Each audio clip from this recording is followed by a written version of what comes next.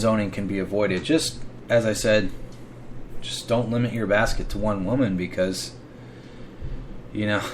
women aren't as honest as they might seem, or they might have some fatal flaws that really aren't compatible with who you are. And you might have a lot of flaws yourself that aren't compatible with them, or you guys might both have a lot of flaws that just make it unattainable to be together. That's fine. So I just kind of wanted to point that out, the friend zone, because I don't think anyone has ever mentioned it, because on this network, as I said, so many people are already with that specific someone. However, I'm not. I'm kind of, looks like I'm a bachelor for life at my rate, I don't wish it to be that way. Maybe I'll meet someone nice and all that and move forward, but that's not here or there. That's really the way she goes, But so also there's been a lot of drama on Facebook, Spreaker, regarding certain other hosts, and I'm really sad that it had to go that way. I wish the best of luck to certain people. I mean, it's sad that people thought so negative of me and I'm not even going to mention names, but I'm sure you guys can guess, just out of respect, because, I'm not the type of person that draws these drama things on or anything like that, because I've noticed when it comes to Spreaker friendships, you appreciate me or you don't. I think I'm beyond fair in every aspect of everything, and, if you have a big problem with me, and, I go to all these different shows, and I've done a lot to help out basically everybody here. I tweet, and you probably laugh, maybe you should, but I tweet pretty much every show I go to. I post it on Facebook, and a lot of people on my Facebook don't like each other in the Spreaker world, so, every time I post it, someone might sigh or do all this, so. Same thing with Twitter, people might not like it. That's fine, but I'm just a very social little butterfly on here, and it's not for me to say whose shows is better, although I do think certain shows are largely better than others, but as long as they let me in their chat and have my fun and not ban me, I'm kind of just happy to be there, because I've been confronted a lot about being in shows that specific people don't like, or specific personalities, they clash on here, and they're like, "Are you part of their side?" And that's another thing that really bothers me is when you put people in the sides, you're living in a very kindergarten level fantasy. There's not sides, there's entertainment, and that's where I go. And I think I think even Pumpkin Face said this, and I don't know if he meant it like, in a mean way, but he said, Apocalypse, whenever there's a fire around here, you sure seem to be around. That's true. Yeah, when there's a lot of drama, I am around. That's not specifically me starting the fire, but I just happen to know pretty much everybody, and I just happen to be everywhere, and well, I don't know how much longer that'll last, but hey, if there's fire, look who said it. And not react to the fire so harshly, because the fire can be put out. And that's the way I see it. So, I mean, it's, I'm just here for the entertainment. And another reason why I'm here is I'm a total bum. And gotta be honest, I'm not a big watcher of TV. The way I see it is, you spend all this time on here, yeah, but if I wasn't here, I'd probably be watching fucking TV, watching stupid shows. I mean, the only thing I'm doing differently is I might be playing a game and listening, because I did come here from TalkShoe. And so when I was at TalkShoe, I'd listen to all these very fringe shows like TIs or the CIs, which is Christian Identity or Targeted Individuals. Those were the bread and butter of TalkShoe. And I've made mention of this before, that I do believe TalkShoe is honeypot. I don't like to throw around that word honeypot a lot, because then you reduce its meaning. But There's two reasons why I think Talk Show's a honeypot, and I think probably should avoid it. Is A, they had the worst, fringiest shows ever. I mean, you think some of the hate on Spreaker is bad? Go to a Christian Identity show. And some of these types, I mean, these are fringe pastors in the fringe movement. I mean, these are people talking about gelding their enemies, like denutting their enemies, decapitating everybody, or killing off the regime criminals and stuff. I mean, we're talking about very unreasonable people, which is funny. Don't get me wrong. You know, I don't judge on how far you go with your beliefs. I mean, that's your beliefs. You know, you are where you are because of your experiences and all that. So I just go and I watch and I observe. And I mostly keep my judgments to myself. But when you go too far, you go too far.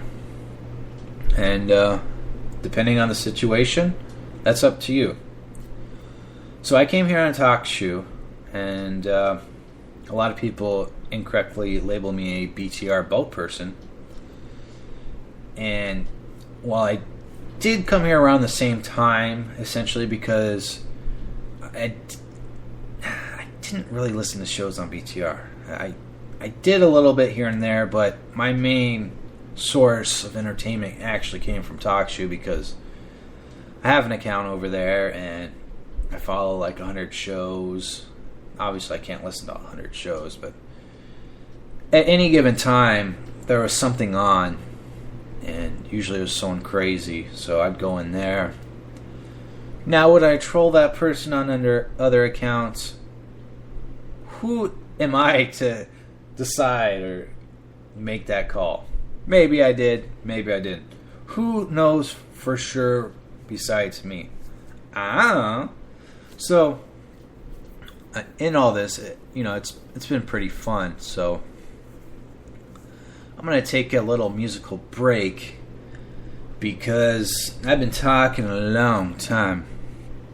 And I just kind of want to catch up on the chat, if there's any chat. I'm doing this show at 10:45 my time on a Tuesday.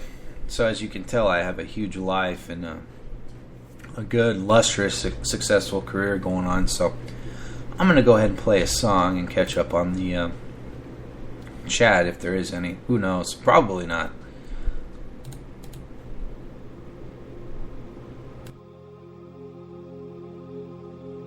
I can't believe I'm letting you do this to me.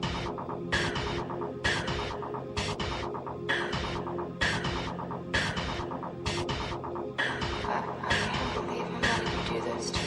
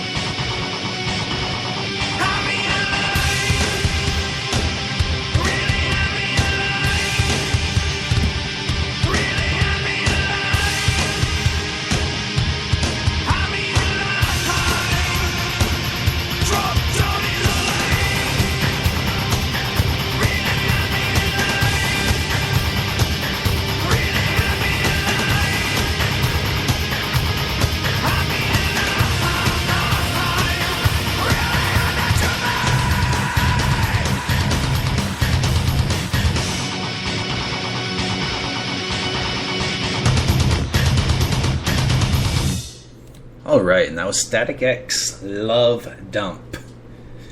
Actually, it was just a good song. The song title, I didn't even think about the Love Dump in relation to the Friendzone. I mean, it was one of my most favorite songs, actually, on the Wisconsin Death Trip. As you know, Static X, the lead singer, did pass away. And R.I.P. his soul. Good guy. His type of music was the type of music that was motivational and it was metal enough to really push hard at a workout session. Because working out is a pure form of tension relief and therapeutic pills, but in human form.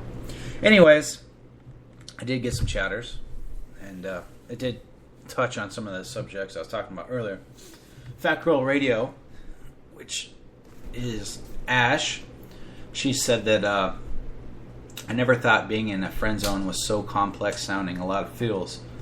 Yeah. Being friend zone is complex, and I mean, it's both. I mean, you got to realize once it's all over with, you're like, wow, what was I doing? You know, and in many cases, it could have been avoided by just not focusing only on one person. Because if you have, as I explained earlier, it's probably not a good idea. Especially if you notice some bad signs or if you notice some issues initially and you're still going and you're still fighting. Because if you're still fighting and you're still going, it will build resentment. And resentment's real.